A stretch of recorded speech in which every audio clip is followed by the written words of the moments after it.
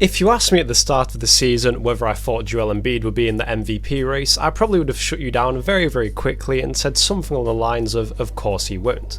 But here we are over a third of the way into the season and Embiid is one of the frontrunners for the MVP. And of course the Sixers have had a really good start to the season and are still number one in the Eastern Conference. So let's discuss whether Joel Embiid is a serious candidate for MVP or whether we're all just getting our hopes up a little bit too soon. So if you saw my last video, this is episode 2 of MVP candidates and this should turn out to be a really nice little series and I really hope you enjoy. And when I'm looking at the 6 MVP candidates that I've picked out, I would say that Embiid is the least talented player, but he simultaneously has one of the best chances at winning MVP. Because the MVP award very rarely goes to the best player in the league that season, as it's not about that and it's specifically about who is the most valuable player in the league that season. And this is how players like Joel Embiid have a chance at winning MVP, because if it strictly went to the best player in the league, then LeBron James would probably have about 10 MVPs now. Now historically, Embiid has never really been a contender for the MVP award, and his highest finish ever in voting is only 7th back in the 2018-19 season. And he had some insane stats this year, with 27.5 points a game, 13.6 rebounds, and almost 2 blocks a game. The Sixers finished 3rd in a relatively weak Eastern Conference, and Embiid was 2nd team All-NBA just behind Jokic. And like I said, Embiid was great in that season, but he's playing significantly better this year. In almost every statistical category, he's got better.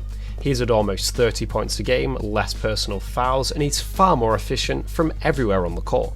His free throw percentage has gone from 80% to 85%, 3-point percentage from 30% to 40%, and he's shooting less threes a game, which I really like, but I'll talk more about that later. Embiid's biggest improvement though has to be his efficiency, like I just mentioned, because the past 2 seasons his true shooting percentage was around 59%, which is certainly impressive, but for a player of his calibre I wanted to see better, and this season we have. His true shooting percentage has rose to almost 67%, which is really nice, but taking a look at where his shooting attempts are actually from on the court, I really am quite surprised. He's taking the least shots of his career, 3 feet or closer to the basket, but then the most attempts of his career from 3 to 10 feet. And unfortunately, I can't find the stat now, but I'm almost 100% sure that Embiid averages the most post-ups per game. And so even though he's taking less shots from 3 feet or closer to the basket, he'll be taking a lot of hook shots, a lot of floaters, and a lot of bank shots from that 3 to 7 foot range,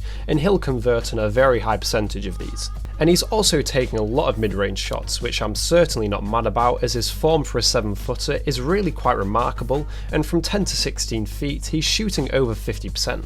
And then from 16 feet to the 3-point line, this is the area that is really frowned upon to take shots from. And to be fair to Embiid, only 16% of his attempts come from this area, but he's converting on a very impressive 65% of these. And I obviously haven't seen every shot he's taken from this area, but from what I have seen, a lot of these look to be wide open looks, and that's why he's shooting so well.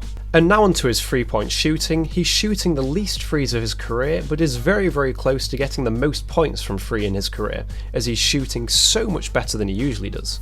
When I've spoken about Embiid before, my biggest criticism is that he took a lot of bad threes and attempted far too many, considering that before this season, he was shooting just 32% from behind the arc. And even though he's shooting a similar number of threes as he usually does, the vast majority of them look to be wide open, and about 90% of them are catch and shoot threes. Embiid's biggest strength though is undoubtedly his post-up game, and in the modern NBA where traditional centres are few and far between, Embiid has shown that you can still succeed with this style of play. So now let's talk about Embiid's chances of actually winning regular season MVP and what he'd have to do to win it. Like I just mentioned, the Sixers are still number 1 seed in the East, so if they can hold on to this is a strong enough argument in itself for Embiid to win MVP. Because if you think there's the Brooklyn Nets, the Boston Celtics and the Milwaukee Bucks, who are all very strong teams and probably favourites over the Sixers. My only concern though is I don't actually think they'll be able to hold on to this number 1 seed, as their schedule hasn't been that tough. They are yet to play the Clippers and the Bucks, and when they did play the Utah Jazz, they did unfortunately lose to them.